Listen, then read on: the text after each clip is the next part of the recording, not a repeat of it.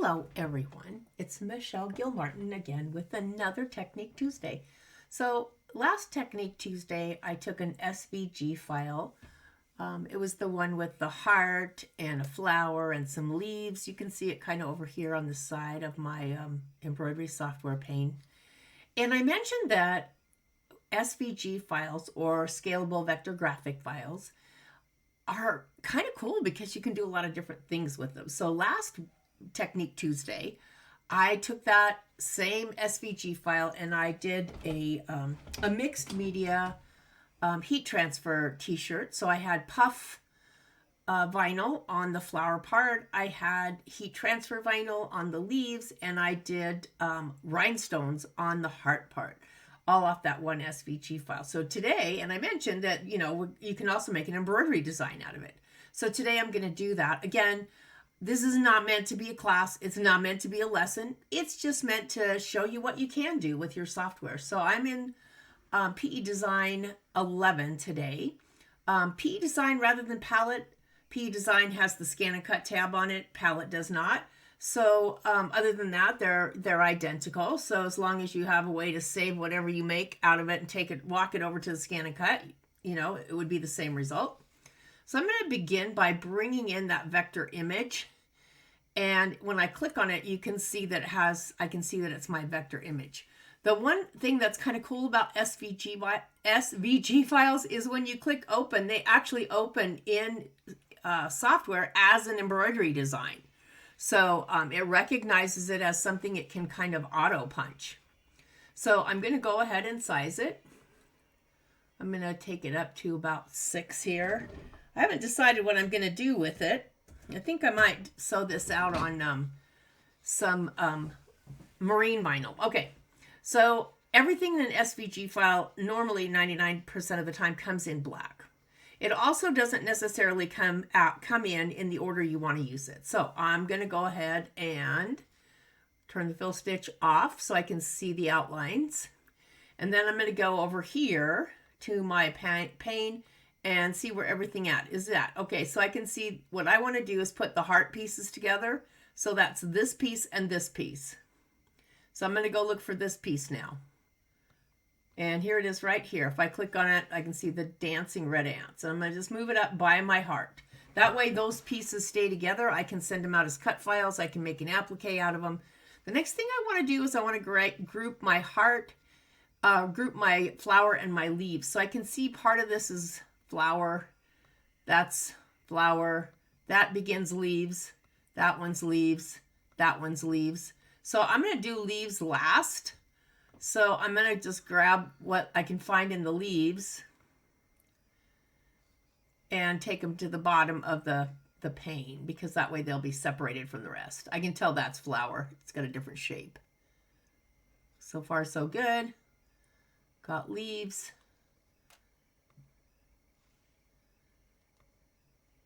Should be one more. There we go. And dragging them down to the bottom. All right, so that should put everything together. And I'm just going to double check. I'm going to run the simulator and see how things sew. There's my heart, the first piece. There's the second piece. There's my flower sewing out.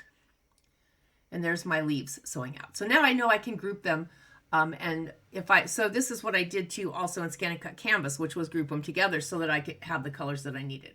All right, so really quickly, without any explanation really, I'm going to go ahead and take the first one, which is my heart. I'm going to select it and I'm going to click Applique Wizard. That is going to turn it into an applique for me. I can adjust all parts of it if I wish. I'm not going to do this right now. I just want to show you how to have fun with it.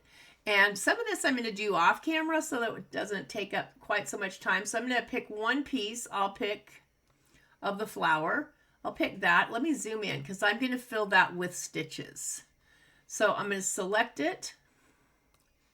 And from the drop down for the fill, I'm going to put in a fill stitch. And let's make it, let's see, my marine vinyl is red, so let's make it pink. And we'll make the outline pink too. All right. Now, this might not be how I want it. So again, this is all things we cover in the Software 101 class.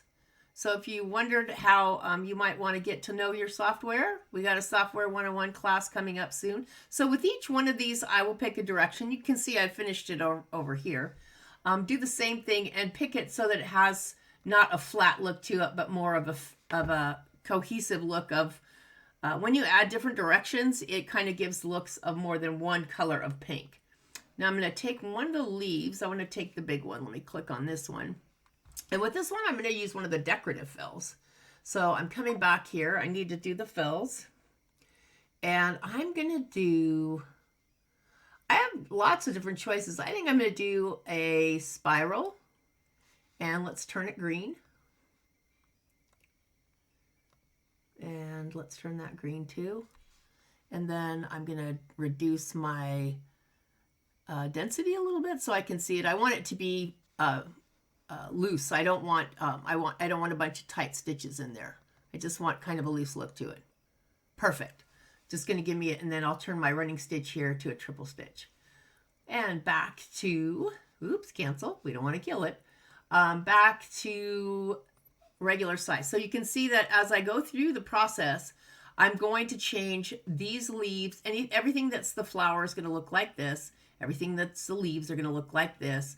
And then this is going to be my applique piece. Now, if you're curious, the Scan and Cut does read a certain color, which is applique material. If you send the SVG file directly to the Scan and Cut, that's a different application altogether. But from software, it will read applique material. So I'm going to do applique material, and then I'm also going to put the two pieces together.